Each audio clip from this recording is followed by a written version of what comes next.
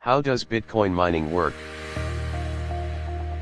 Cryptocurrency mining is painstaking, expensive, and only sporadically rewarding. Nonetheless, mining has a magnetic draw for many investors interested in cryptocurrency. This may be because entrepreneurial types see mining as pennies from heaven, like California gold prospectors in 1848. And if you are technologically inclined, why not do it?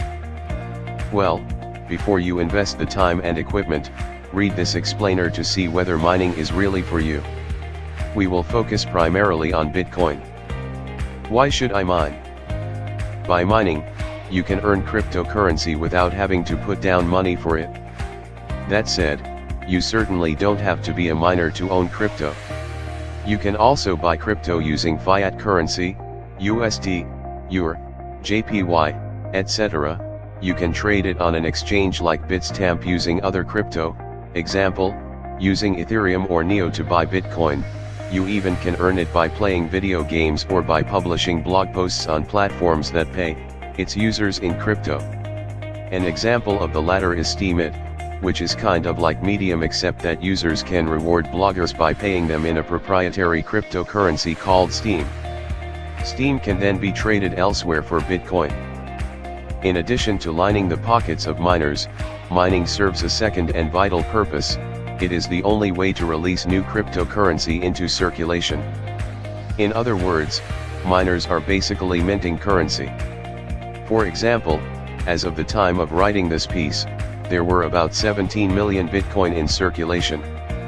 Aside from the coins minted via the Genesis block, the very first block created by Bitcoin founder Satoshi Nakamoto himself, every single one of those Bitcoin came into being because of miners. In the absence of miners, Bitcoin would still exist and be usable, but there would never be any additional Bitcoin. There will come a time when Bitcoin mining ends. Per the Bitcoin protocol, the number of Bitcoin will be capped at 21 million. How much can a miner earn from mining Bitcoin?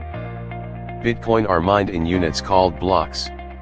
As of the time of writing, the reward for completing a block is 12.5 Bitcoin.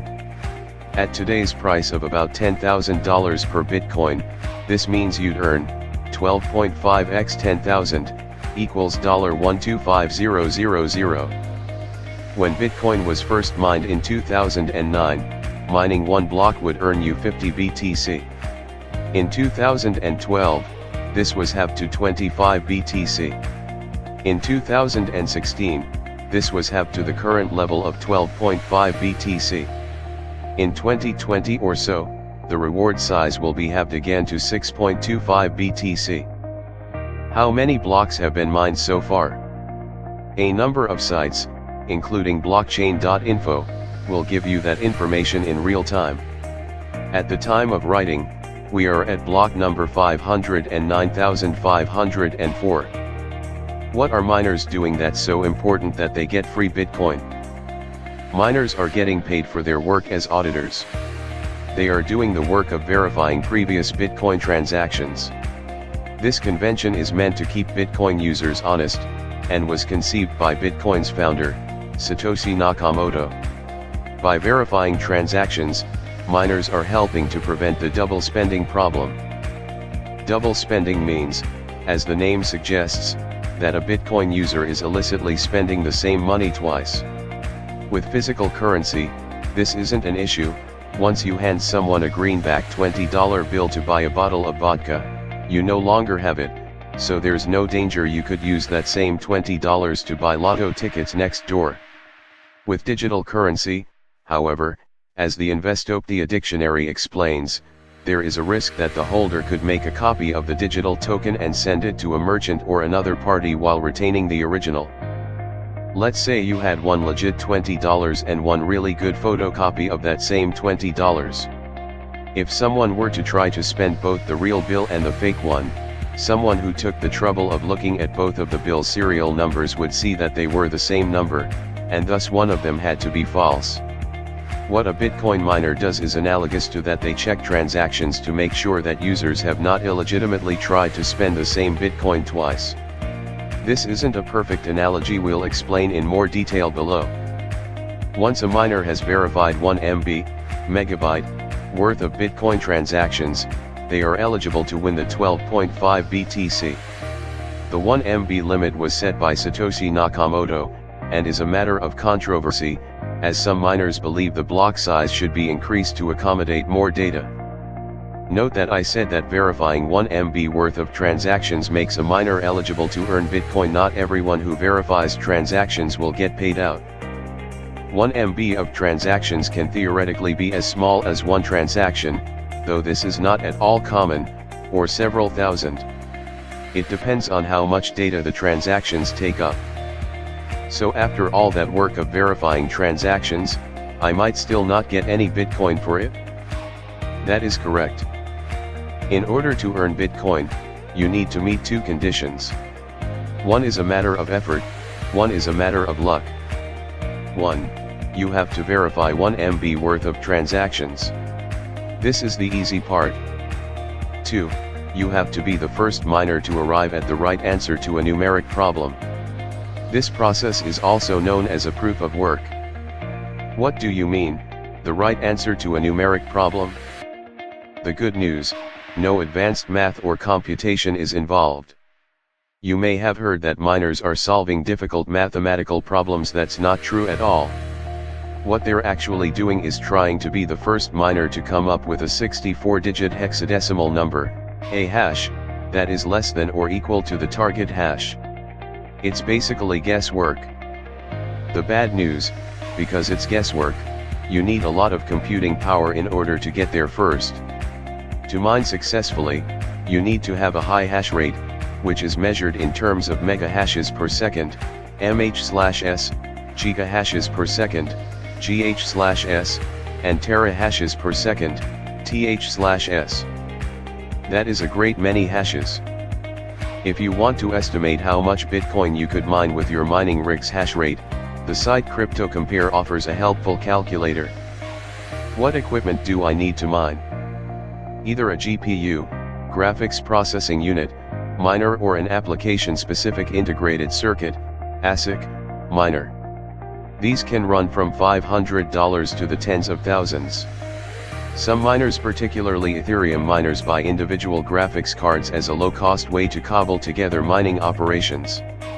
The photo below is a makeshift, homemade mining machine. The graphics cards are those rectangular blocks with whirring circles. Note the sandwich twist ties holding the graphics cards to the metal pole. This is probably not the most efficient way to mine, and as you can guess, many miners are in it as much for the fun and challenge as for the money. The ELI5, explain it like I'm 5, version of what Bitcoin miners do. Example, I tell 3 friends that I'm thinking of a number between 1 and 100, and I write that number on a piece of paper and seal it in an envelope. My friends don't have to guess the exact number, they just have to be the first person to guess any number that is less than or equal to the number I am thinking of. And there is no limit to how many guesses they get. Let's say I'm thinking of the number 19. If friend A guesses 21, they lose because 21 greater than 19. If friend B guesses 16 and friend C guesses 12, then they both theoretically arrived at viable answers, because 16 less than 19 and 12 less than 19. There is no extra credit for friend B, even though B's answer was closer to the target answer of 19. If B and C both answer simultaneously, then the ELI5 analogy breaks down. In Bitcoin terms, simultaneous answers occur frequently, but at the end of the day there can only be one winning answer. When multiple simultaneous answers are presented that are equal to or less than the target number, the Bitcoin network will decide by a simple majority 51% which miner to honor. Typically, it is the miner who has done the most work, i.e. verifies the most transactions. The losing block then becomes an orphan block. Now imagine that I pose the guess what number I'm thinking of question, but I'm not asking just 3 friends, and I'm not thinking of a number between 1 and 100. Rather, I'm asking millions of would-be miners and I'm thinking of a 64-digit hexadecimal number. Now you see that it's going to be extremely hard to guess the right answer. What the hell is a 64-digit hexadecimal number? Well, here is one. The number above has 64 digits. Easy enough to understand so far. As you probably noticed, that number consists not just of numbers, but also letters of the alphabet. Why is that? In order to understand what these letters are doing in the middle of numbers, let's unpack the word hexadecimal. As you know, we use the decimal system, which means it is base 10. This in turn means that every digit has 10 possibilities, 0 to 9. I will be rather alarmed if these do not look familiar to you. 0, 1, 2, 3, 4, 5, 6, 7, 8, 9. Hexadecimal, on the other hand, means base 16, as hex is derived from the Greek word for 6 and deca is derived from the Greek word for 10. In a hexadecimal system, each digit has 16 possibilities. But our numeric system only offers 10 ways of representing numbers, 0 to 9. That's why you have to stick letters in, specifically letters A, B, C, D, E, and F. In a hexadecimal system, these are the values of each digit. The above chart is just for background. If you are mining Bitcoin, you do not need to calculate the total value of that 64-digit number, the hash. I repeat, you do not need to calculate the total value of a hash. Thanks a lot. So what do 64-digit hexadecimal numbers have to do with Bitcoin mining? Remember that ELI5 analogy, where I wrote the number 19 on a piece of paper and put it in a sealed envelope? In Bitcoin mining terms, that metaphorical undisclosed number in the envelope is called the target hash. What miners are doing with those huge computers and dozens of cooling fans is guessing at the target hash. Miners make these guesses by randomly generating as many nonces as possible, as fast as possible. A nonce is short for number only used once, and the nonce is the key to generating these 64-bit hexadecimal numbers I keep talking about. In Bitcoin mining, a nonce is 32 bits in size, much smaller than the hash, which is 256 bits. The first miner whose nonce generates a hash that is less than or equal to the target hash is awarded credit for completing that block, and is awarded the spoils of 12.5 BTC. In theory, you could achieve the same goal by rolling a 16-sided die 64 times to arrive at random numbers, but why on earth would you want to do that? The screenshot below, taken from the site blockchain.info, might help you put all this information together at a glance. You are looking at a summary of everything that happened when block number 490,163 was mined. The nonce that generated the winning hash was 7315111405. The target hash is shown on top. The term relayed by Ant Pool refers to the fact that this particular block was completed by Ant Pool, one of the more successful mining pools. As you see here, their contribution to the Bitcoin community is that they confirmed 1,768 transactions for this block. If you really want to see all 1,768 of those transactions for this block, go to this page and scroll down to the heading Transactions. Okay, so how do I guess at the target hash? All target hashes begin with zeros, at least 8 zeros, and up to 63 zeros. There is no minimum target, but there is a maximum target set by the Bitcoin protocol. No target can be greater than this number. Here are some examples of randomized hashes and the criteria for whether they will lead to success for the miner. How do I maximize my chances of guessing the target hash before anyone else does? You'd have to get a fast mining rig or, more realistically, join a mining pool, a group of miners who combine their computing power and split the mined Bitcoin. Mining pools are comparable to those Powerball clubs whose members buy lottery tickets en masse and agree to share any winnings. A disproportionately large number of blocks are mined by pools rather than by individual miners. In other words, it's literally just a numbers game. You cannot guess the pattern or make a prediction based on previous target hashes. The difficulty level of the most recent block at the time of writing is 2874674234416, i.e. the chance of any given nonce producing a hash below the target is 1 in 2874674234416 less than 1 in 2 trillion. How do I decide whether Bitcoin will be profitable for me? The aforementioned site CryptoCompare offers a helpful calculator that allows you to plug in numbers such as your hash speed, electricity costs, etc. to estimate the costs and benefits. I've done the math. Forget mining. Is there a less onerous way to profit from the crypto boom? Sure. As discussed, the easiest way to acquire Bitcoin is to buy it on an exchange like Coinbase.com.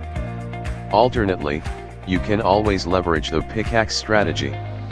This is based on the old saw that during the 1848 California gold rush, the smart investment was not to pan for gold, but rather to make the pickaxes used for mining. Or, to put it in modern terms, invest in the companies that manufacture those pickaxes. In a crypto context, the pickaxe equivalent would be a company that manufactures equipment used for Bitcoin mining. You can look into companies that make ASICs miners or GPU miners.